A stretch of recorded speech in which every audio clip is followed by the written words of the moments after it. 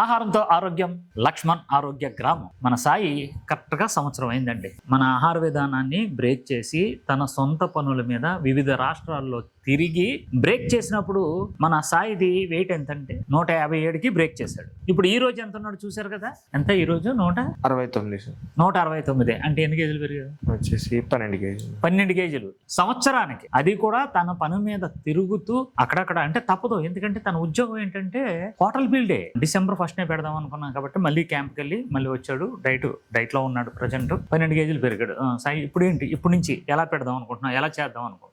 వారానికి ఒకసారి. ఓకే, ఎందుకంటే నిన్ను ఇన్స్పిరేషన్ గా తీసుకొని హైడ్రా కమిషనర్ గారు జాయిన్ అవుతారు ఇక్కడ. హైడ్రా కమిషనర్ గారు ఎవరు తెలుసు? రంగనాథ్ గారు. సాయి ఉన్నాడా?